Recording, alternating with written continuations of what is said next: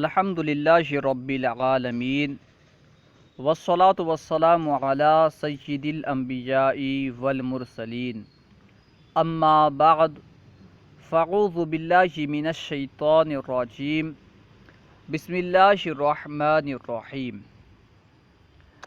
الحمدللہ عز وجل۔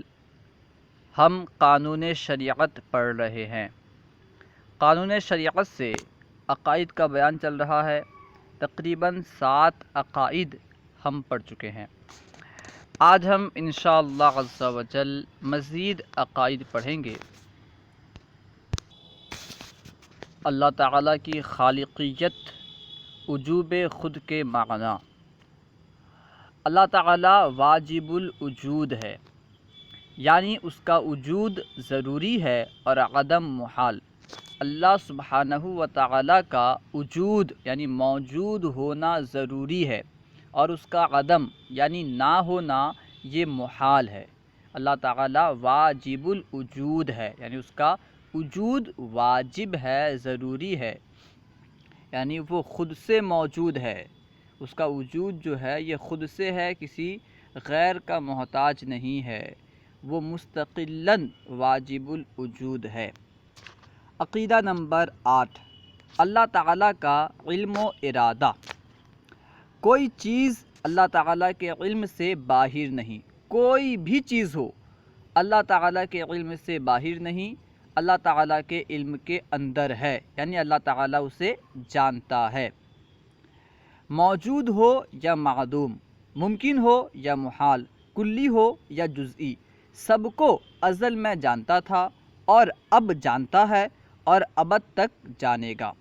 کوئی بھی چیز ہو، چاہے وہ چیز موجود ہو یا معدوم، یعنی اس کا وجود ہو یا وجود نہ ہو، چاہے وہ ممکنات میں سے ہو یا محالات میں سے ہو، چاہے وہ کلی ہو یا جزئی، اللہ سبحانہ و تعالی ہر چیز کو ازل میں جانتا تھا۔ ازل کہتے ہیں جس کی ابتدا نہ ہو، یعنی اللہ تعالی ہمیشہ سے جانتا ہے، اب جانتا ہے، فی الحال بھی اسے جانتا ہے اور ابد تک جانے گا۔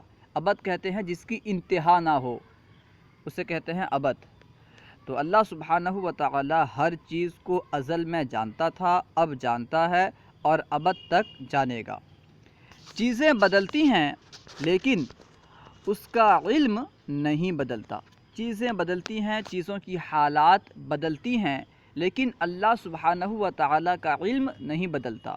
بچہ پیدا ہوتا ہے تو پہلے چھوٹا ہوتا ہے، پھر آہستہ آہستہ بڑا ہوتا ہے، اس کے حالات متغیر ہوتے ہیں، لیکن اس کا مطلب یہ نہیں ہے کہ حالات کے بدلنے کے ساتھ ساتھ اللہ کا علم بھی بدلتا ہے، نہیں، بلکہ اللہ سبحانہ و تعالیٰ کا علم نہیں بدلتا۔ اللہ کے علم میں پہلے سے یہ ہے کہ یہ پہلے کس طرح پیدا ہوگا، پھر اس کی حالت کس طرح ہوگی، کس طرح تبدیل ہوگی، تمام باتیں اللہ کے علم میں پہلے سے موجود ہے۔ اللہ تعالیٰ پہلے سے سب باتوں کو جانتا ہے، یعنی اللہ کا علم جو ہے یہ نہیں بدلتا، بلکہ چیزیں بدلتی ہیں، چیزوں کی حالات بدلتی ہیں۔ دلوں کے خطروں اور وسوسوں کی اس کو خبر ہے۔ دل میں جو خطرات آتے ہیں، جو وسوسے آتے ہیں، اللہ سبحانہ و تعالی اس سے بھی باخبر ہے، انہیں بھی جانتا ہے۔ اس کے علم کی کوئی انتہا نہیں، اللہ سبحانہ و تعالی کے علم کی کوئی انتہا نہیں۔ یہ اللہ سبحانہ و تعالی کے علم کے تعلق سے عقیدہ ہے۔ عقیدہ نمبر 9، اللہ تعالیٰ کی مشیت و ارادے کے بغیر کچھ نہیں ہو سکتا، یعنی اگر اللہ سبحانہ و تعالی نہ چاہے تو کچھ بھی نہیں ہو سکتا، بلکہ درخت کا ایک پتا بھی ہلتا ہے تو اس میں بھی مشیت الہی شامل ہے۔ بغیر مشیت الہی کے، اللہ کے ارادے کے بغیر درخت کا ایک پتا بھی نہیں ہل سکتا، ایک ذرہ بھی نہیں ہل سکتا، ہر ایک میں مشیت الہی شامل ہے۔ اللہ تعالیٰ کی مشیت و ارادے کے بغیر کچھ نہیں ہو سکتا، مگر اچھے پر خوش ہوتا ہے اور برے پر ناراض۔ یعنی اگر کوئی بندہ اچھا کام کرتا ہے تو اللہ سبحانہ و تعالی اس پر خوش ہوتا ہے، اور اگر کوئی برا کام کرتا ہے تو اس پر ناراض ہوتا ہے، اس سے ناراض ہوتا ہے، ٹھیک ہے۔ اللہ سبحانہ و تعالی بندے کو ایک طرح کا اختیار دیا ہے کہ وہ چاہے تو اچھا کام کر سکتا ہے، چاہے تو برا کام کر سکتا ہے۔ بندے کو مجبور محض نہیں بنایا، بلکہ اسے بھی ایک طرح کا اختیار دیا ہے۔ تو اگر بندہ اچھا کام کرتا ہے تو اللہ سبحانہ و تعالی خوش ہوتا ہے، اور اگر بندہ برا کام کرتا ہے، گناہ کے کام کرتا ہے، تو اللہ سبحانہ و تعالی اس سے ناراض ہوتا ہے۔ عقیدہ نمبر 10، خدائے تعالیٰ کی قدرت۔ اللہ تعالیٰ ہر ممکن پر قادر ہے۔ جو بھی چیز ممکن ہے اللہ سبحانہ و تعالیٰ اس پر قادر ہے۔ کوئی ممکن اس کی قدرت سے باہر نہیں، کوئی بھی ممکن اس کی قدرت سے باہر نہیں، اور محال تحت قدرت نہیں۔ محال اللہ سبحانہ و تعالیٰ کے قدرت کے تحت نہیں، یعنی محال میں یہ صلاحیت ہی نہیں ہے کہ وہ تحت قدرت ہو۔ ٹھیک ہے، یہ کہنا ہے کہ بندہ جب بعض چیزوں پر قادر ہے تو کیا اللہ سبحانہ و تعالیٰ ان چیزوں پر قادر نہیں ہوگا؟ دراصل محال اور عیوب وغیرہ جو ہیں ان پر، یعنی یہ ایسی چیز ہیں ہی نہیں، ان میں وہ صلاحیت ہے ہی نہیں کہ اللہ سبحانہ و تعالیٰ کے قدرت کے تحت آئیں۔ اس کو بیان کر رہے ہیں، اور محال تحت قدرت نہیں۔ محال جو ہے یہ اللہ سبحانہ و تعالیٰ کی قدرت کے تحت نہیں۔ محال پر قدرت ماننا الوہیت کا انکار کرنا ہے۔ محال چیزوں پر قدرت ماننا الوہیت کا انکار کرنا ہے، معبودیت کا، یعنی اللہ تعالیٰ کے معبود ہونے کا گویا کہ انکار کرنا ہے۔ عقیدہ نمبر 11، خیر و شر، کفر و ایمان، اطاعت و عصیان اللہ عز و جل ہی کی تقدیر و تخلیق سے ہے۔ بھلائی ہو یا برائی، کفر ہو یا ایمان، ہر چیز اللہ سبحانہ و تعالیٰ کی تخلیق سے ہے۔ اللہ سبحانہ و تعالیٰ ہر ایک کا خالق ہے۔ بھلائی کا خالق بھی اللہ سبحانہ و تعالیٰ ہے، برائی کا خالق بھی اللہ ہے۔ یہ الگ سی بات ہے کہ ہم بالخصوص برائی کا ذکر یعنی اس طرح نہیں کریں گے کہ اللہ سبحانہ و تعالیٰ اس برائی کا بھی خالق ہے، اس طرح کرنے سے منع کیا گیا ہے۔ لیکن اللہ سبحانہ و تعالیٰ بھلائی اور برائی ہر ایک کا خالق ہے۔ اسی طرح ایمان اور کفر ہر ایک کا خالق اللہ تعالیٰ ہے۔ خالق ہونا الگ بات ہے، کاسب ہونا الگ بات ہے۔ ہو سکتا ہے کہ ذہن میں سوال آئے، جب برائی اور بھلائی ہر ایک کا خالق اللہ تعالیٰ ہے تو بندے کو عذاب کیوں دی جاتی ہے؟ دراصل خالق تو اللہ تعالیٰ ہے لیکن کاسب بندہ ہے۔ اللہ سبحانہ و تعالیٰ نے بندے کو اختیار دیا، اگر بندہ چاہے تو بھلائی کو اپنائے، اگر چاہے تو برائی کو اپنائے۔ اگر برائی کو اپنائے گا تو اللہ تعالیٰ کے وعید کے مطابق، اللہ تعالیٰ نے جو برائی کے متعلق وعید فرمایا ہے اس کے مطابق اسے عذاب دیا جائے گا۔ اور اگر بھلائی کو اپناتا ہے، نیکیاں کرتا ہے، تو اللہ سبحانہ و تعالیٰ کے وعدے کے مطابق اسے اللہ سبحانہ و تعالیٰ جنت کی نعمتیں عطا فرمائے گا۔ خیر، عقیدہ نمبر 11، خیر و شر، کفر و ایمان، اطاعت و عصیان اللہ عز و جل ہی کی تقدیر و تخلیق سے ہے۔ ہر چیز اللہ کی تخلیق سے ہے، اللہ کی تقدیر سے ہے۔ عقیدہ نمبر 12، حقیقتاً روزی پہنچانے والا وہی ہے، یعنی حقیقتاً روزی اللہ سبحانہ و تعالیٰ ہی دیتا ہے، فرشتے وغیرہ وسیلہ اور واسطہ ہیں۔ تو پھر سوال پیدا ہوتا ہے کہ اگر اللہ سبحانہ و تعالیٰ روزی دیتا ہے، رزق دیتا ہے، تو بعض احادیث میں فرشتوں کا ذکر ہے کہ فرشتے روزی تقسیم کرتے ہیں، تو اس سے مراد کیا ہے؟ دراصل حقیقتاً روزی دینے والا اللہ ہے، فرشتے اس کے علاوہ انبیاء وغیرہ کی دعا وغیرہ یہ سب کیا ہیں؟ واسطہ ہیں۔ ٹھیک ہے، واسطہ اور وسیلہ ہیں۔ حقیقتاً روزی دینے والا اللہ ہے۔ تو اس سے معلوم ہوا کہ ایک چیز کی کئی نسبتیں ہوتی ہیں۔ حقیقت کے اعتبار سے اس کام کو کرنے والا کوئی اور ہوتا ہے، اور مجازاً اس کام کو کرنے والا کوئی اور ہوتا ہے۔ تو ہم بعض وقت ایسا ہوتا ہے کہ اس کام کی نسبت اس کی طرف کر دیتے ہیں جو حقیقتاً اس کام کو کرنے والا نہیں ہوتا۔ مثال کے طور پر ہم کہتے ہیں، جیسا کہ احادیث میں مذکور ہے کہ فرشتے روزی تقسیم کرتے ہیں۔ تو اس کا مطلب کیا فرشتے حقیقتاً روزی دیتے ہیں؟ نہیں، بلکہ فرشتے روزی تقسیم کرتے ہیں، حقیقتاً دینے والا اللہ ہے۔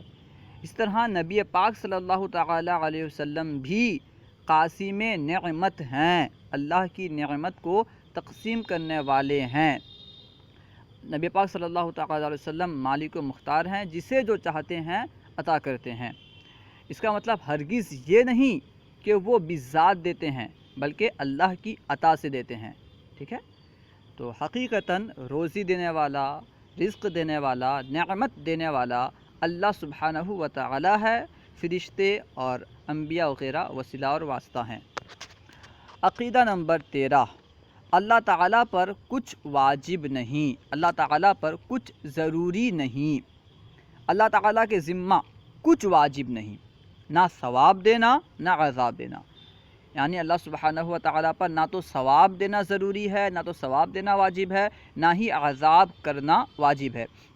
اگر کوئی بندہ نیکیاں کرتا رہے، بچپن سے لے کر مرنے تک نیکیاں کرتا رہے، تب بھی اللہ سبحانہ و تعالیٰ پر یہ واجب نہیں کہ اللہ سبحانہ و تعالیٰ اسے ثواب دے۔ اسی طرح اگر کوئی گناہ کرتا رہے تو اللہ تعالیٰ پر یہ واجب نہیں کہ اللہ سبحانہ و تعالیٰ اس پر عذاب کرے۔ نہ وہ کام کرنا جو بندہ کے حق میں مفید ہے، یعنی اللہ سبحانہ و تعالیٰ پر وہ کام کرنا بھی واجب نہیں جو بندے کے حق میں مفید ہے، کیونکہ بعض حضرات یعنی معتزلہ وغیرہ کہتے ہیں کہ اللہ سبحانہ و تعالیٰ پر واجب ہے کہ وہ ایسے کام کرے جو بندے کے لیے مفید ہوں، بندے کے حق میں مفید ہوں۔ تو ہمارا عقیدہ کیا ہے کہ اللہ سبحانہ و تعالیٰ پر کچھ بھی واجب نہیں، نہ ثواب دینا واجب ہے، نہ عذاب کرنا واجب ہے، نہ وہ کام کرنا واجب ہے جو بندے کے حق میں مفید ہو، اس لیے کہ وہ مالک علی الاطلاق ہے، وہ علی الاطلاق مالک ہے، تو مالک جو چاہے کرے، اس پر کچھ واجب نہیں، اس لیے کہ وہ مالک علی الاطلاق ہے، جو چاہے کرے۔ حکم دے تو فضل، یعنی حکم دے تو فضل ہے، ثواب دے تو فضل ہے، اس کی مہربانی ہے۔ عذاب کرے تو عدل، اگر عذاب کرے تو انصاف ہے، عدل ہے۔ ہاں، اس کی یہ مہربانی کہ وہی حکم دیتا ہے جو بندہ کر سکے۔ اللہ سبحانہ و تعالیٰ کی یہ مہربانی ہے کہ اللہ سبحانہ و تعالیٰ بندوں کو وہی حکم دیتا ہے جو بندے کر سکتے ہیں۔ ضرور مسلمانوں کو اپنے فضل سے جنت دے گا، مسلمانوں کو جنت دے گا، لیکن اس لیے نہیں کہ جنت دینا اس پر واجب ہے، مسلمانوں کو جنت دینا اس پر واجب ہے، اس لیے وہ مسلمانوں کو جنت نہیں دے گا، بلکہ اپنے فضل سے جنت دے گا۔ ضرور مسلمانوں کو اپنے فضل سے جنت دے گا، اور کافروں کو اپنے عدل سے جہنم میں ڈالے گا۔ کافروں کو جو جہنم میں ڈالے گا، اس کا مطلب یہ نہیں کہ ان پر ظلم کر رہا ہے، نہیں، بلکہ عدل سے، انصاف کی وجہ سے، عین انصاف ہے، کافروں کو جہنم میں ڈالنا یہ عین انصاف ہے، تو انصاف کرتے ہوئے کافروں کو جہنم میں ڈالے گا، اس لیے کہ اس نے وعدہ فرما لیا ہے کہ کفر کے سوا جس گناہ کو چاہے معاف کر دے گا۔ یعنی اگر کوئی بندہ کفر کرے گا تو اللہ سبحانہ و تعالیٰ اسے معاف نہیں فرمائے گا، یہ اللہ سبحانہ و تعالیٰ کا وعدہ ہے جو کہ قرآن پاک میں مذکور ہے، ٹھیک ہے۔ تو کیونکہ اللہ سبحانہ و تعالیٰ نے یہ وعدہ فرما لیا ہے کہ کفر کے علاوہ جس گناہ کو چاہے گا بخشے گا، معاف کرے گا، تو جو کفر کرے گا اسے معاف نہیں کرے گا، اسے جہنم میں ڈالے گا انصاف کے مطابق۔ اور اس کے وعدے وعید بدلتے نہیں، کیونکہ اللہ تعالیٰ یہ وعدہ کر چکا ہے کہ کفر کے علاوہ جس گناہ کو چاہے گا معاف کرے گا، اور اللہ سبحانہ و تعالیٰ کے جو وعدے ہیں، جو وعید ہیں، وہ بدلتے نہیں ہیں۔ ایسا نہیں ہے کہ کچھ وعدہ کر لیا تو پھر اس سے پھر جائے، نعوذ باللہ، ایسا نہیں ہو سکتا۔ اللہ تعالیٰ کے وعدے اور وعید بدلتے نہیں، اس لیے عذاب و ثواب ضرور ہوگا، کیونکہ اللہ تعالیٰ نے ثواب کا وعدہ فرمایا ہے، عذاب کے بارے میں وعید فرمایا ہے، اس لیے ثواب و عذاب ضرور ہوگا، لیکن اس لیے نہیں ہوگا کہ اس پر واجب ہے، بلکہ اللہ سبحانہ و تعالیٰ اپنے وعدے جو وعدہ کرتا ہے اس کا وعدہ بدلتا نہیں ہے، ٹھیک ہے۔ اپنے فضل سے ثواب عطا فرمائے گا اور عدل سے کسی کو عذاب کرے گا۔ عقیدہ نمبر 14، اللہ تعالیٰ کا استغنا یعنی بے نیازی. استغنا کا معنی ہے بے نیازی. اللہ تعالیٰ عالم سے بے پرواہ ہے، یعنی اللہ سبحانہ و تعالیٰ دنیا سے بے پرواہ ہے، عالم سے مستغنی ہے، بے نیاز ہے. اس کو کوئی نفع و نقصان نہیں پہنچاتا. اللہ سبحانہ و تعالیٰ کو کوئی نفع و نقصان نہیں پہنچاتا. ہم جو عبادت کرتے ہیں اس میں ہمارا ہی فائدہ ہے. ایسا نہیں ہے کہ ہماری عبادت سے اللہ سبحانہ و تعالیٰ کو کچھ نفع پہنچتا ہے، یا یہ نہیں ہے کہ اگر ہم اللہ کی نافرمانی کریں تو اللہ کو کچھ نقصان ہوگا. ایسا نہیں ہے. یعنی اللہ سبحانہ و تعالیٰ کو کوئی نفع و نقصان نہیں پہنچاتا، نہ کوئی پہنچا سکتا ہے. یہ تو ہے کہ وہ پہنچاتا نہیں ہے. پھر ہو سکتا ہے کہ ذہن میں یہ وہم پیدا ہو، کوئی پہنچاتا نہیں ہے الگ بات ہے، لیکن کوئی پہنچا سکتا ہے یا نہیں. تو بیان کر رہے ہیں نہ کوئی پہنچا سکتا ہے، یعنی اللہ سبحانہ و تعالیٰ کو نہ تو کوئی نفع پہنچاتا ہے، نہ کوئی نقصان پہنچاتا ہے، نہ ہی کسی کے اندر یہ وقعت ہے، کسی کے اندر یہ طاقت ہے کہ وہ اللہ سبحانہ و تعالیٰ کو نفع پہنچائے یا نقصان پہنچائے.